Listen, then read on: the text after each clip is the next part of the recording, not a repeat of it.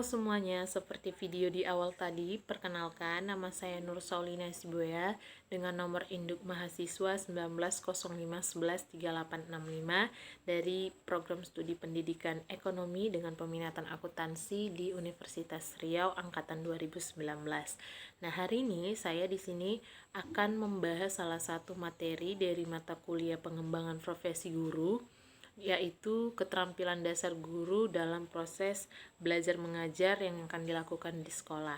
Nah, sebenarnya ada banyak keterampilan-keterampilan yang harus dikuasai atau yang harus dimiliki oleh seorang tenaga pendidik atau guru, baik itu calon-calon guru, guru pemula, bahkan juga guru-guru profesional. Nah, hari ini lewat video ini kita akan membahas 8 keterampilan guru untuk proses pembelajaran yang akan dilakukan di sekolah.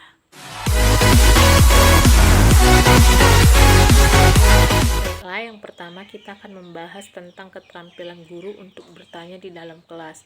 Nah, pada hakikatnya melalui tanya jawab atau melalui pertanyaan, kita dapat mengetahui atau memahami satu informasi yang penting terhadap apa yang sebelumnya kita tidak ketahui.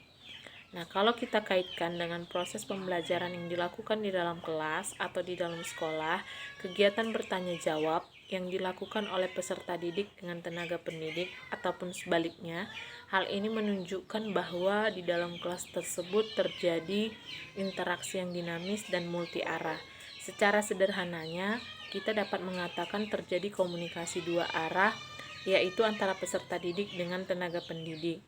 Nah, kegiatan bertanya ini lebih efektif bila dilakukan dengan pertanyaan-pertanyaan yang berbobot, mudah dimengerti, dan relevan dengan topik yang dibicarakan.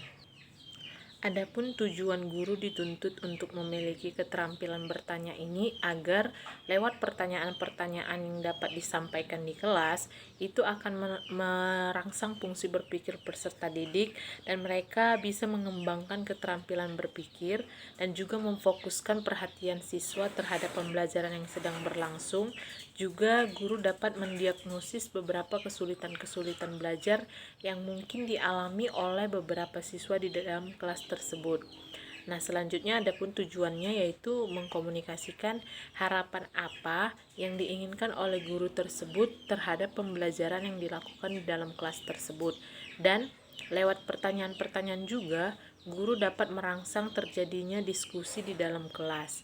Nah, keterampilan guru untuk bertanya ini harus mutlak dimiliki atau dikuasai, baik itu oleh guru-guru pemula maupun guru-guru profesional, karena dengan mengajukan pertanyaan, baik guru maupun peserta didik akan mendapatkan satu umpan balik dari materi serta juga dapat mengunggah perhatian peserta didik di dalam kelas. Nah, yang kedua, kita akan membahas tentang keterampilan guru untuk memberikan penguatan. Nah, penguatan di sini adalah respon terhadap suatu tindakan atau perilaku yang dapat meningkatkan kemungkinan akan berulangnya kembali perilaku-perilaku tersebut. Nah, teknik pemberian penguatan di dalam proses pembelajaran di dalam sekolah maupun di dalam kelas ini dapat dilakukan dengan dua cara, yaitu secara verbal dan secara non-verbal. Nah, penguatan verbal ini merupakan penghargaan yang dapat dinyatakan dengan lisan. Sedangkan penguatan secara non-verbal itu dapat dinyatakan dengan mimik, gerakan tubuh, pemberian sesuatu, dan lain sebagainya. Dalam rangka pengelolaan kelas, dikenal juga dua penguatan, yaitu penguatan positif dan penguatan yang negatif. Penguatan positif ini adalah untuk mempertahankan dan memelihara perilaku-perilaku positif. Sedangkan penguatan secara negatif merupakan penguatan perilaku dengan cara menghentikan dan menghapus rangsangan yang tidak menyenangkan. Penguatan verbal itu diungkapkan dengan menggunakan kata-kata pujian, penghargaan, persetujuan, dan lain sebagainya. Nah, berbeda dengan penguatan nonverbal yang dapat dinyatakan dengan mimik atau gerakan badan dan penguatan dengan cara mendekati, penguatan dengan sentuhan atau kontak, dan penguatan dengan kegiatan-kegiatan yang menyenangkan.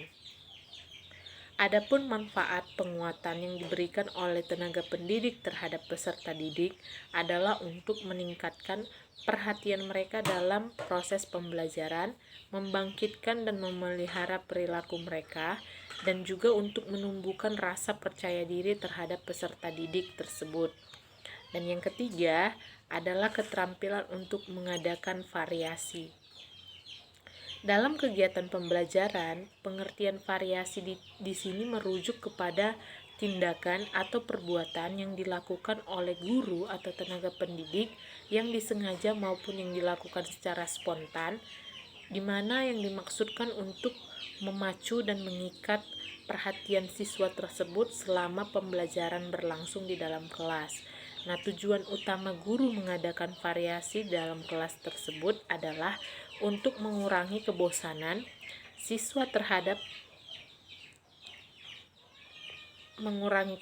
siswa sehingga perhatian mereka tetap terpusat pada saat pembelajaran itu berlangsung di dalam kelas. Nah, adapun komponen-komponen keterampilan yang harus dimiliki oleh guru untuk mengadakan variasi, terdapat 3 komponen pokok, yaitu yang pertama, variasi dalam cara atau gaya mengajar guru di dalam kelas. Yang kedua, variasi dalam penggunaan media atau alat-alat pengajaran di sekolah. Dan yang terakhir ada variasi pola interaksi dan kegiatan siswa di sekolah. Nah, yang keempat, ada keterampilan menjelaskan. Di sini yang dimaksud dengan keterampilan menjelaskan adalah penyajian informasi atau pembelajaran secara lisan yang diorganisasikan secara sistematik untuk menunjukkan adanya hubungan yang satu dengan hubungan yang lainnya. Nah, dalam menjelaskan materi dalam proses pembelajaran, guru harus menyajikan suatu penjelasan dengan memperhatikan hal-hal seperti kejelasan, penggunaan contoh atau ilustrasi, dan pemberian tekanan dan juga penggunaan balikan. Nah, pentingnya penguasaan keterampilan menjelaskan bagi guru adalah untuk penguasaan memungkinkan guru dapat meningkatkan efektivitas penggunaan waktu pada saat proses pembelajaran dan penyajian penjelasannya, merangsang tingkat pemahaman siswa, membantu siswa memperluas cakrawala dan pengetahuannya, serta mengatasi kelangkaan buku sebagai sarana dan sumber belajar. Kegiatan menjelaskan dalam kegiatan pembelajaran di kelas bertujuan untuk membantu siswa memahami berbagai konsep, hukum, prosedur, dan sebagainya secara objektif, dan membimbing siswa memahami berbagai pertanyaan, meningkatkan keterlibatan siswa, memberi siswa kesempatan untuk menghayati proses penalaran serta memperoleh balikan tentang pemahaman siswa tersebut. Yang kelima, ada keterampilan guru untuk membuka dan menutup pelajaran di dalam kelas. Nah, yang pertama untuk membuka pelajaran di awal kelas. Nah, kalimat-kalimat di awal yang diucapkan oleh guru merupakan penentu keberhasilan jalannya seluruh pelajaran pada saat proses pembelajaran sedang berlangsung di dalam sekolah. Nah, tercapainya tujuan pengajaran itu bergantung pada metode mengajar guru di awal pelajaran. Seluruh rencana dan persiapan-persiapan sebelum mengajar dapat menjadi tidak berguna jika guru gagal dalam memperkenalkan pelajaran sebelumnya. Komponen-komponen dan prinsip-prinsip dalam membuka pelajaran adalah hubungan dengan kelas. Pembukaan pembelajaran harus sesuai dengan minat dan kebutuhan murid.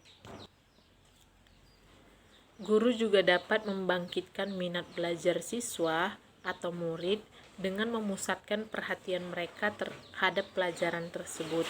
Nah, pembukaan pembelajaran dengan metode yang terbaik akan tidak bermanfaat jika tidak mampu membawa murid-murid tersebut untuk memusatkan perhatian mereka pada saat belajar. Nah, menghubungkan pelajaran. Hubungkan pelajaran dengan pelajaran-pelajaran sebelumnya. Itu sangat penting. dan setiap pelajaran baru yang diajarkan merupakan bagian dari kurikulum yang sudah ditetapkan. Pelajaran itu harus dihubungkan dengan pelajaran-pelajaran lain agar lebih menarik perhatian peserta didik dan menajamkan pengertian mereka terhadap rangkaian-rangkaian pelajaran tersebut. Dan yang selanjutnya adalah menutup pelajaran. Nah, sangat perlu diingat, jangan mengakhiri pelajaran dengan tiba-tiba. Penutup pelajaran harus dipertimbangkan dengan sebaik-baik mungkin. Agar sesuai, guru perlu merencanakan suatu penutup yang tidak tergesa-gesa dan juga dengan doa sekitar 3-5 menit. Dan komponen-komponen juga prinsip-prinsip dalam menutup pelajaran. Yang pertama ada merangkum pelajaran. Sebagai penutup, hendaknya guru memberikan ringkasan dari pelajaran atau materi yang sudah disampaikan sebelumnya. Nah, ringkasan pelajaran yang sudah tidak lagi berupa diskusi kelas atau penyampaian garis besar pelajaran, tetapi berisi ringkasan-ringkasan materi-materi yang sudah disampaikan. Nah, waktu penutupan pelajaran merupakan saat yang tepat untuk menyampaikan rencana-rencana pelajaran berikutnya. Guru dapat memberikan kilasan pelajaran untuk pertemuan-pertemuan berikutnya yang akan dihadapi, dan diharapkan hal ini dapat merangsang keinginan belajar mereka sebelum pelajaran itu dimulai di dalam kelas lagi. Nah, sebelum kelas dibubarkan, perlu juga mengungkapkan pelajaran yang akan disampaikan minggu depan dan kemukakan rencana-rencana di mana murid-murid dapat mengambil bagian dalam pelajaran mendatang. Dan perlu juga guru melakukan membangkitkan minat, karena tentu murid-murid kembali di pertemuan berikutnya dengan penuh semangat.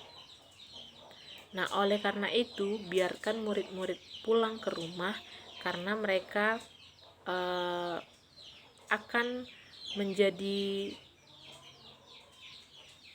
memiliki pertanyaan dan menjadi sangat menunggu dan menanti-nantikan pelajaran yang akan dilakukan setelahnya. Nah, memberikan tugas-tugas yang harus direncanakan dengan seksama. Perlu diingat, sikap guru yang bersemangat dalam memberikan tugas akan mempengaruhi minat dan semangat para anggota kelasnya. Hal itu disampaikan oleh Benson dalam bukunya halaman 80-85. Yang keenam, ada keterampilan membimbing diskusi kelompok kecil. Nah, diskusi kelompok adalah suatu proses yang teratur yang melibatkan sekelompok orang dalam interaksi tatap muka yang informal dengan berbagai pengalaman atau informasi, pengambilan kesimpulan atau pemecahan masalah. Dan diskusi kelompok merupakan strategi yang memungkinkan para peserta didik atau siswa menguasai suatu konsep pembelajaran atau dapat memecahkan suatu masalah melalui satu proses yang memberi kesempatan untuk mereka berpikir dengan seksama, berinteraksi sosial, serta berlatih bersikap positif. Dengan demikian, diskusi kelompok dapat meningkatkan kekreativitasan siswa atau peserta didik, serta dapat membina kemampuan berkomunikasi mereka, termasuk di dalamnya keterampilan untuk berbahasa. Yang ketujuh, ada keterampilan mengelola kelas. Pengelolaan kelas adalah keterampilan guru untuk menciptakan dan memelihara kondisi belajar yang optimal dan mengembalikannya bila terjadi gangguan dalam proses belajar mengajar di dalam kelas. Nah, komponen-komponen dan prinsip-prinsip keterampilan guru dalam mengelola kelas yaitu preventif adalah yang berkaitan dengan kemampuan guru dalam mengambil inisiatif dan mengendalikan pelajaran, dan represif yaitu berkaitan dengan respon guru terhadap gangguan siswa yang berkelanjutan dengan maksud agar guru dapat mengadakan tindakan-tindakan remedial untuk mengembalikan kondisi belajar yang optimal terhadap peserta didiknya. Dan yang terakhir, ada keterampilan guru untuk mengajar kelompok kecil dan perorangan. Secara fisik, bentuk pengajaran ini ialah berjumlah terbatas, yaitu berkisar antara 3 sampai 8 orang untuk kelompok kecil dan seorang untuk perseorangan atau individual. Nah, pengajaran kelompok kecil ini dan perseorangan ini memungkinkan guru untuk memberikan perhatian terhadap setiap peserta didik serta terjadinya hubungan yang lebih akrab antara tenaga pendidik dengan peserta didik. Nah, format mengajar ini ditandai oleh adanya hubungan interpersonal yang lebih akrab dan sehat antara guru dengan siswa. Adanya kesempatan bagi siswa untuk belajar sesuai dengan kemampuan minat, cara, dan kecepatannya, adanya bantuan dari guru, adanya keterlibatan siswa dan merancangkan kegiatan belajarnya, serta adanya kesempatan bagi guru untuk memainkan berbagai peran dalam kegiatan pembelajaran yang saat itu dilakukan. Nah, setiap guru dapat menciptakan format pengorganisasian siswa untuk kegiatan pembelajaran kelompok kecil dan perorangan sesuai dengan tujuan topik atau materi dan kebutuhan siswa serta waktu dan fasilitas yang tersedia. Nah, komponen-komponen dan prinsip-prinsip keterampilan ini adalah keterampilan untuk mengadakan pendekatan secara pribadi, keterampilan mengorganisasikan, keterampilan membimbing dan memudahkan dalam proses pembelajaran, keterampilan merencanakan dan melaksanakan kegiatan belajar mengajar di dalam kelas maupun di luar kelas, dan keterampilan merancang dan juga melaksanakan kegiatan pembelajaran. Baiklah, itu tadi keterampilan-keterampilan guru yang harus dikuasai untuk melakukan proses pembelajaran di dalam kelas maupun di sekolah. Mungkin hanya ini saja materi yang saya dapat bagikan untuk kita semua. Semoga bermanfaat buat kita. Kurang dan lebihnya saya mohon maaf dan terima kasih.